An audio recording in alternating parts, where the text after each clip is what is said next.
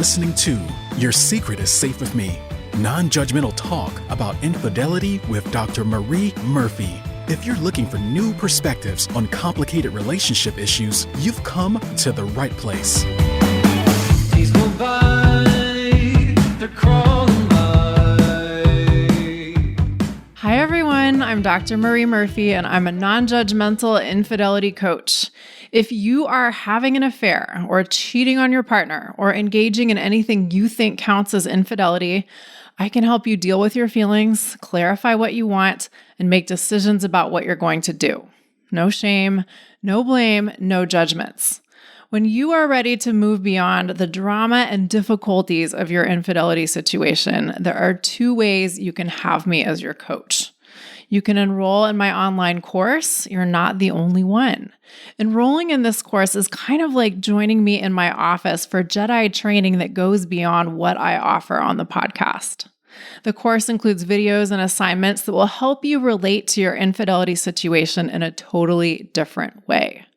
If you enjoy listening to this podcast and you want to take your work with me to the next level, I invite you to enroll in You're Not the Only One. And you can do that through my website, mariemurphyphd.com. Or if you want my personal attention, we can work together one-on-one via Zoom. When we work together one-on-one, our work is consistent, rigorous, and intimate. If you want my expert guidance and no-nonsense tough love, the way to get started working with me one-on-one is to book an introductory coaching session, and you can do that through my website too. I can't wait to meet you. Okay, people, I want to make it clear that I am going to talk about politics today, albeit somewhat obliquely. So consider yourself duly notified. This, and by this I mean talking about politics in any way, is not something I normally do for a lot of reasons. And the first and perhaps most important reason is this. The point of this podcast is to expand the conversation around infidelity from a non-judgmental perspective. It is to provide non-judgmental assistance to people who are engaging in infidelity. There are a lot of topics that fall within the scope of achieving these aims, and there are also a lot of topics that do not fall within the scope of achieving these aims. And my opinion is that for the most part, it's better to leave the stuff that's outside of the scope of this podcast out of this podcast. Here's why. When I want to learn about how to sear salmon or how to apply eyeliner or how to deal with a particular health issue, that's the thing I want to hear about. I don't want to hear about something unrelated. I want to get the information about the thing I want to get the information on. That is my preference as a consumer of information. And I try not to do things as a provider of perspectives and information that I don't like as a consumer of perspectives and information. The second reason why I don't talk about politics on this podcast is because I have very strong political views, and I don't expect everyone who listens to my podcast or works with me as a client to agree with them or even want to hear about them. I am not apolitical, but I also don't consider it appropriate or even valuable to wear my politics on my forehead in every area of my life. One of the things I love about my coaching practice is that I get to work with a diverse array of people, many of whom are very different from me in some respects, including but not limited to different in their political persuasions. And I really appreciate it that people who may have very significant differences can come together and collaborate very beautifully and productively. I don't ever want to make agreeing with me politically a prerequisite for engaging with me in a productive way, personally or professionally. It may be fair to say that politics touches every aspect of our lives, at least to some extent, but I don't think that means we have to talk about politics in every area of our lives. And maybe especially in this strange, crazy, mind-blowing era of American politics, I think it's really important to talk about and engage in politics in a deliberate, intentional way. I don't think that screaming our perspectives from the rooftops is necessarily the recipe for anything great. Maybe it is sometimes, but for me, From the time I started this podcast, I knew for sure that I didn't want to use it as a megaphone for my political beliefs. That said, here we are, and I am talking about the current political climate a little bit today. And with that, I am going to say a thing or two about my own political orientations. And on the subject of my own political orientations, I'll just say that you very well may be able to guess what they are in general, or maybe even in very granular terms. For better or worse, historically speaking, people have often been right when they stereotype me or make assumptions about me. Whether that's a good thing or a bad thing or not a thing, I don't know. But the point is, I seem to live up to expectations, in some cases anyway, or in some senses anyway, I should say. For instance, just for your amusement, 800 years ago, back when I was 19, I was attempting to get on a ferry from Brindisi, Italy to Patras, Greece, and the passport control guy was kind of flirting with me and kind of sexually harassing me. And he was looking at my American passport and asking me where I was from, and I said San Francisco. It was a very warm day, and I certainly wasn't dressed for snow, and he was not so subtly checking me out.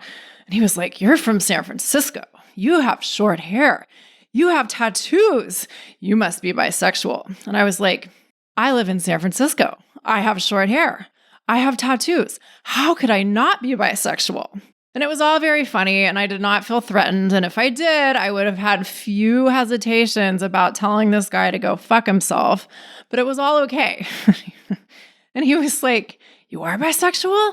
Let's have a threesome right now. Let's go." And I was like, "No, let's have a threesome when I come back to Italy. That'll be great," which I had no plans of doing anytime soon. And I'm sure he knew that. And we all got to end this exchange with me getting on the ferry and him not getting kicked on the nuts, and all was well.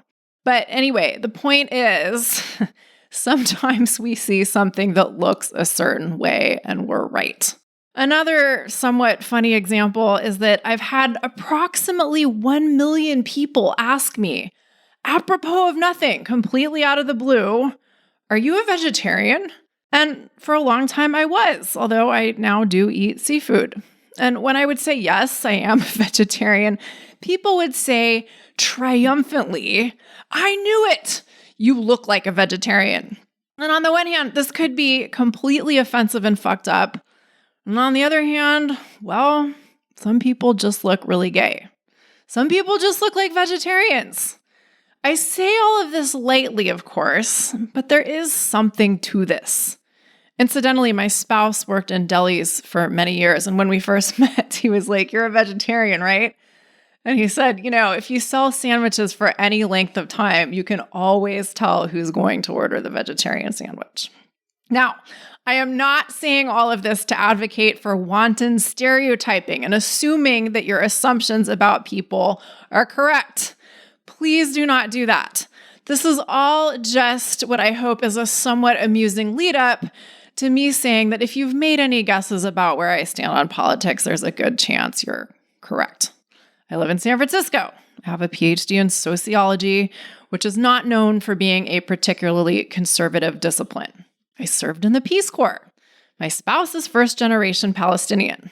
And as you either used to know or now know, I used to be vegetarian. For a while, I was vegan too, and not because I stopped liking cheese, but because I was deeply concerned with the way animals are routinely treated as they are used in or killed for the production of food for humans. So on that subject of veganism, let me share my hilarious vegan joke with you. Are you ready? Here it is. How do you know if someone is vegan? They tell you. I know some of you will find that every bit as hilarious as I do. And if you don't find that joke even mildly funny, consider yourself lucky. So anyway, even if that's all you know about me, you just might have been able to guess that I did not vote for the person who is currently the president of the United States. And you might also guess that I'm not particularly thrilled about a lot of the things that have been happening since the current president of the United States was inaugurated. And if that's what you were to guess, You would be correct. The reason why I'm coming out of the closet, politically speaking, even to this very limited extent, is because of this. Some of my current clients have been telling me that they don't know how to deal with being alive amidst the current political events in the United States. And of course, this is true of other people I know, not just my clients. But I've had clients telling me that they don't know how to deal with their infidelity situation when they're so overwhelmed by what's going on in the United States and in the world beyond the United States. Or they don't even see the point of trying to address their infidelity situation when there are so many bigger problems happening out there in the world. And that's why I decided to create this episode. Because I think these are really important questions and concerns to contend with. How do we deal with our personal problems when it seems like the world around us is on fire? How do we devote serious attention to our own personal struggles and challenges when it seems like there are far bigger problems we should be concerned with, and when we may be totally overwhelmed with worry about these seemingly far bigger problems?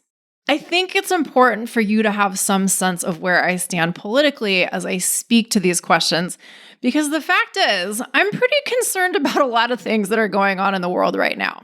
If you are moderately to severely freaked out about the state of the world, especially since January 20th of this year, and this year is 2025, for those of you listening to this in the future, I want you to know that I completely get it.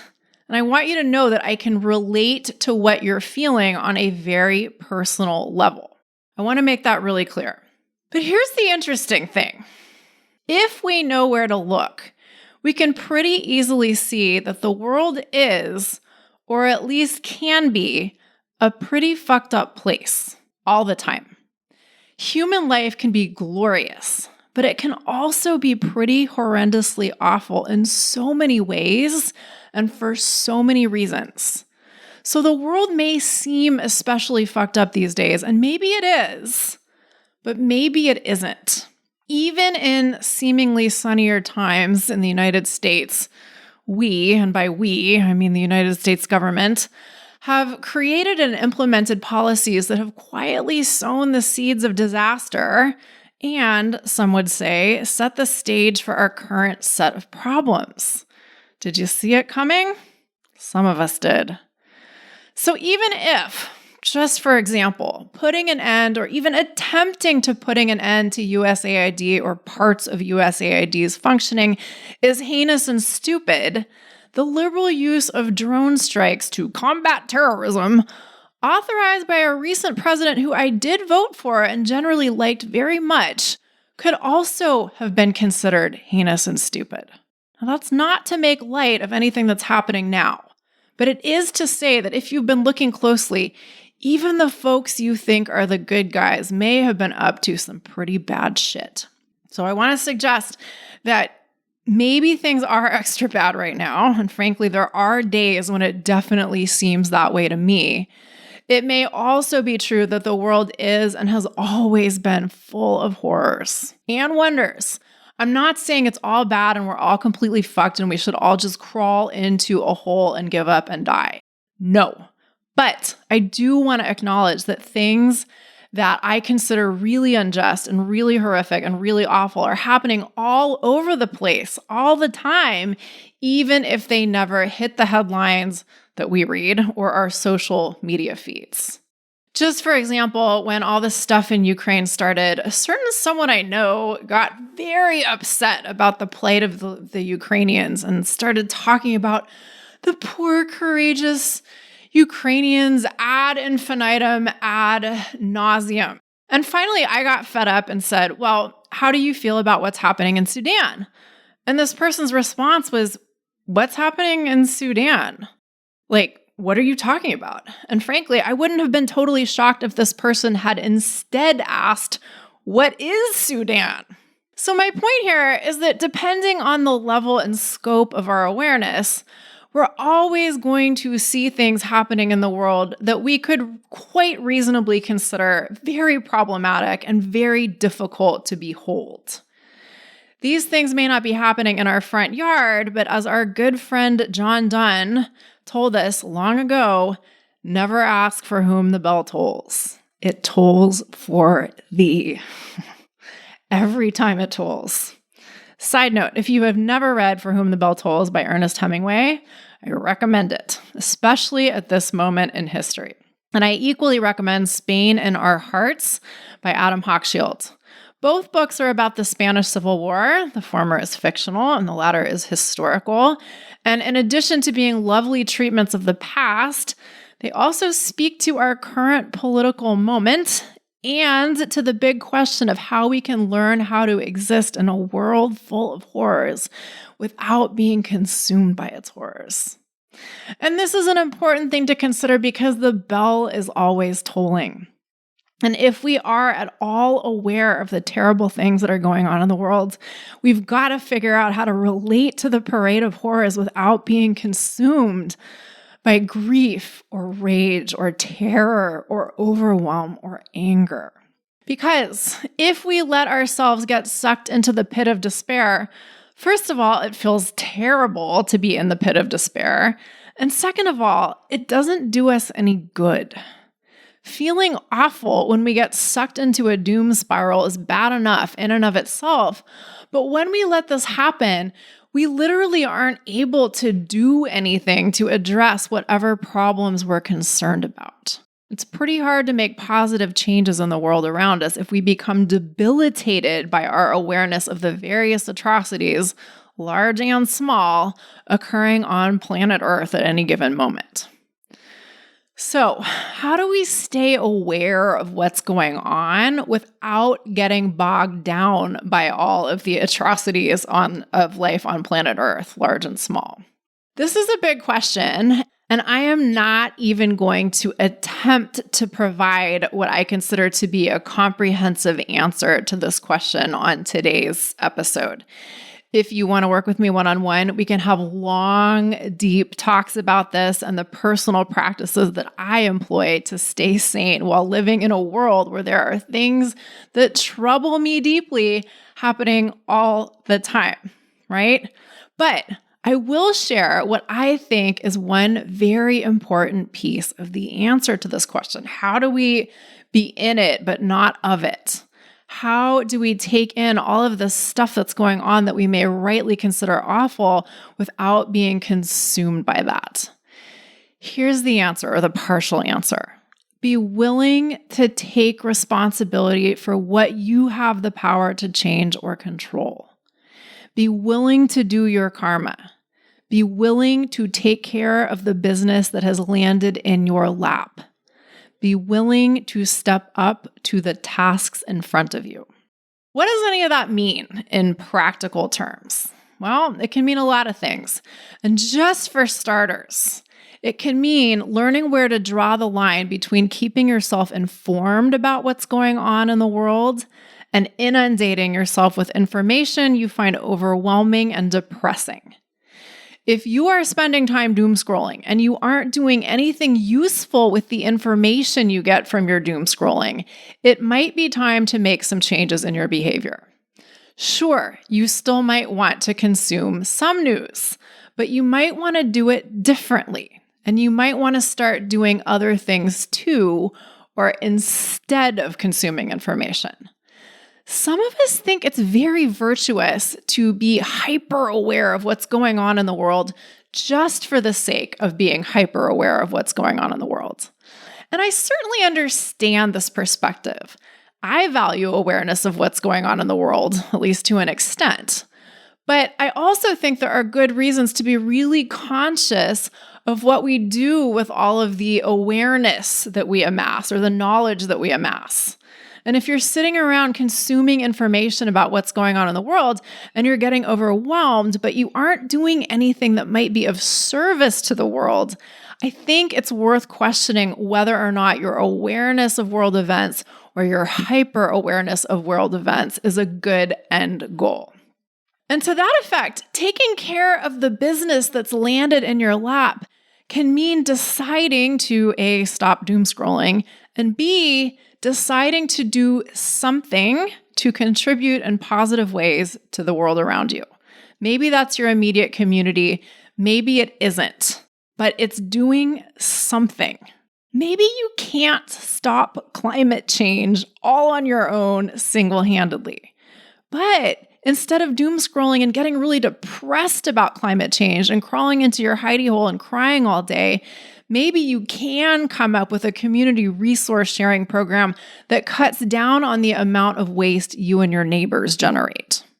Maybe you can't get in front of a politician you'd like to have a word with, but maybe you can petition your local representatives to invite higher level politicians to a town hall meeting in your area. Maybe you can't help all of the displaced people in the world, but maybe you can help folks in your area who don't have homes in some very concrete and tangible ways. And so on and so on. These are just a few examples of things that you can do to contribute to making the world around you a better place. Doing anything like this, of course, requires you to believe in the value of your contributions. And that requires you to trust that all change counts, or to trust that all efforts in what you consider to be the right direction count. And doing this requires you to get out of all or nothing thinking. We so often indulge in thinking that everything is either terrible or everything's fine. We so often indulge in thinking that we can either save the world single-handedly or that nothing we do matters. But I want to suggest that that's never the case. Meaning, we can never save the world single-handedly. Sorry, not sorry. And it's never true that nothing we do matters. For some of us, it's really hard to inhabit a middle ground where we both recognize the largeness and the smallness of our actions or our importance.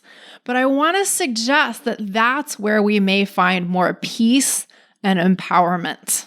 The Rabbi Tarfon is quoted as saying something that goes like this: "It is not your part to finish the task, yet neither are you free to desist from it." Sometimes the quote shows up as, "Do not be daunted by the enormity of the world's grief. Do justly now. Love mercy now. Walk humbly now. You are not obligated to complete the work, but neither are you free to abandon it." So yes, the world may be a mess, in some ways anyway, but don't let that become a reason you crumble. Also, you may find that making a contribution to creating the kind of world you want to inhabit is a balm against hopelessness and despair and fear and anger and indignation. Doesn't solve all the problems humanity is currently facing, but it does something, and it usually feels a hell of a lot better to do something than to do nothing. We can also practice, as the Italian social theorist Antonio Gramsci suggested, pessimism of the intellect and optimism of the will. Rather than saying, "Oh my God, this is all just so awful. How can I possibly stand this? This is just too messed up for me to even begin to deal with," we can instead be ruthlessly realistic about the present and ruthlessly optimistic about the future. That's a line from the book Good to Great, and it's a different way of thinking about pessimism of the intellect and optimism of the will. It's a way of saying, okay, I may not like the way things are right now, but I am going to have faith in a better future, and I am going to believe in my capacity to play a part in creating it. Now, here's the other important thing we're talking about today. In order for you to play a part in creating a better future, it really helps to have your own poop in a scoop, to quote the great Jen Sincero. Doing your own karma and taking responsibility for what you have the power to control also includes taking responsibility for yourself and your personal life. It's pretty darn hard to contribute to the greater good if you are suffering significantly. Now, I know very well that a lot of people try to save the world in an attempt to avoid their own personal suffering. I've seen that 1,000 times, and maybe you have too. I've seen a lot of people martyr themselves in the name of doing good in the world while they themselves are living a pretty miserable existence. My perspective is that will only get you so far. Sure, you might do some good for others as you try to save the world in an attempt to avoid your own suffering. But sooner or later, the buck will stop.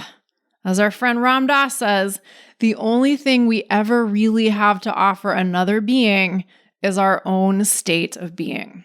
So I want to suggest that dealing with the microcosm of you is very important if you want to be of service to the macrocosm.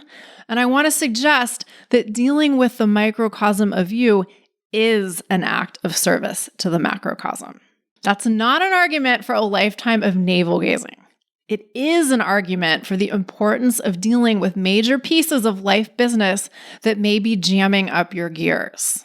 So, if you've been thinking that your infidelity situation doesn't really matter in the face of the world's bigger problems, I want to encourage you to reconsider. If you think that you can't possibly find the will to deal with your infidelity situation in the face of being totally overwhelmed by the enormity of the world's suffering, I want to encourage you to consider that dealing with your own business actually does matter and matters quite a lot. Also, please consider that you not dealing with your infidelity situation isn't going to stop any wars or change any laws or slow climate change. When we tell ourselves that our personal challenges are minuscule in comparison to the challenges facing the world, what usually happens is we stew about the state of the world, we stew about our own personal difficulties, and we don't do much to improve anything. Not in our personal lives and not in the world around us. And it might sound really obvious when I say it like this, but this just doesn't do anybody any good. Stewing in our own juices certainly doesn't help us. It certainly doesn't help the people we're close to. It doesn't make our infidelity situations any less fraught, and it doesn't help the world either. But sometimes it's hard to see that when we're stuck in a deep, dark hole of doom and gloom and worry. When it seems like everything in the world is totally fucked, it can be really easy to get paralyzed by the fear that there just isn't much point to anything. And this just clogs up the gears of the whole machine, personally and collectively. When we as individuals aren't stepping up to the plate and dealing with whatever life business we need to deal with, our lives get jammed up. And when lots of us don't step up to the plate and deal with the personal stuff that's slowing us down, we collectively get jammed up. And that matters. That has real consequences. If you want to do things that have a big impact on the world, fantastic. If you see big problems out there that you want to help solve, I love that.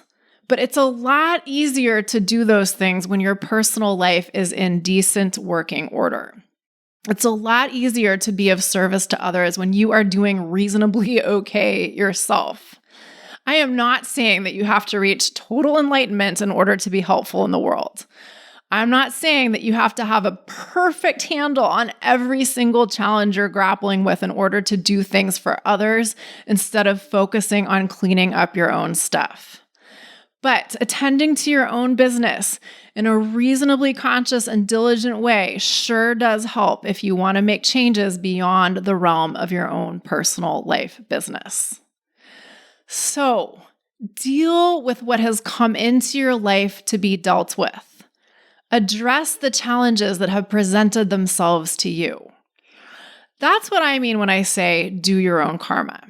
Sometimes when we think about karma, we think about what we might have done to deserve or invite whatever problems we're currently grappling with. But I don't think that's very helpful, at least most of the time. What I do think is helpful is being willing to deal with the thing we're grappling with, whatever it is. Why it came to you may not matter, and it may not even ever be possible to ascertain why a particular challenge lands on your lap. But if your house is on fire, put out the fire and then maybe go do something about climate change. But put out the fire that is destroying your house first, or evacuate if that's more appropriate. You get the idea. So all of this is to say, deal with your infidelity situation for goodness sake.